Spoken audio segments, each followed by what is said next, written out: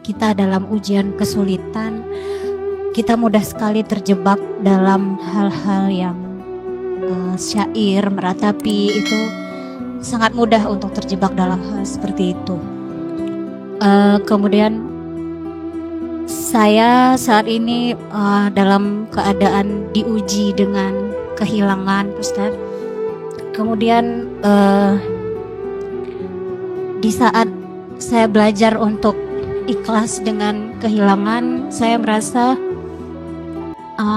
Allah terus memberi ujian itu. Seperti kata Ustadz, masa-masa ujian itu terus ada dan terus ada. Kemudian ketika saya diuji dengan kehilangan, saya juga diuji dengan fitnah. Kemudian yang ingin saya tanya Ustadz, bagaimana cara kita untuk bisa terus ikhlas dengan apa yang diberi ujian oleh Allah, terutama tadi sudah kami pelajari bahwa untuk menghindari niyaha, menghindari ratapan, menghindari membanding-bandingkan hidup kita dengan orang lain. Kemudian saya juga banyak belajar tentang ilhah. Yang ingin saya tanyakan, bagaimana cara kita untuk istiqomah dalam keikhlasan dan istiqomah dalam ilhah, karena pada dasarnya mungkin kami sebagai perempuan ketika diuji dengan perasaan akan berulang kali dengan ratapan, kesedihan, mencoba lagi untuk ikhlas, mencoba lagi untuk berdoa, mencoba lagi untuk ikhlas. Mungkin kami belum ada apa-apanya Ustadz ketika mendengar ada yang berdoa dengan 12 tahun, 50 tahun gitu. Apa triknya, caranya supaya tetap dalam jalan keikhlasan, dalam jalan untuk tetap memuji Allah dan dalam untuk terus ilhah tadi. Mungkin itu saja Ustadz, terima kasih. Kita kalau nggak punya perasaan cinta sama orang nggak akan romantis kan? Karena romantis itu kan nggak bisa dibuat-buat. Dia suasana hati yang terekspresikan. Itulah romantisme. Makanya saya percaya semua laki-laki itu bisa ngegombal terhadap istrinya. Gak harus jadi Andre Taulany. Cara ngegombal yang paling benar itu adalah kalian rasain aja, lalu kalian ungkapkan. Jadi kalian gak perlu menghafal, ayah kamu tukang bekel ya. Gak perlu. Karena itu kan template. Gak perlu template. Kalian utarakan aja perasaan kalian dalam bentuk kata-kata, jadi word of affirmation.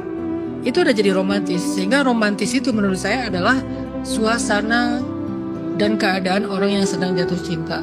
Begitu juga dengan ilhah dan syakawa. Ilhah dan syakawa itu suasana orang yang nyaman, romantis dengan Allah. Ketika dia lagi sedih, romantisnya curhat. Ketika dia lagi ada masalah, romantisnya minta tolong, mengibah, membujuk. Itulah suasana romantis. Sehingga kalau kita pengen sampai ke kondisi bisa ilha dan bisa syakawa di masa-masa yang sulit, maka ketika kita di masa-masa muda, kasih banyak wakaf waktu kita buat lebih mengenal Allah. Karena nanti kepakainya pas masa sulit. Jangan cari Allah ketika udah sulit doang.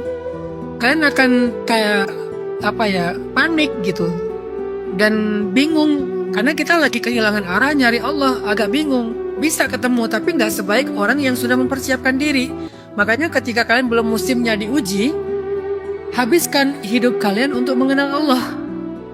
Sehingga ketika nanti kalian diuji, kalian akan tahu harus pulang kemana gitu. Sama kayak orang yang sebelum ada masalah dalam hidupnya, dia udah punya suasana rumah yang nyaman. Sehingga ketika ada masalah di luar, dia tahu harus pulang kemana.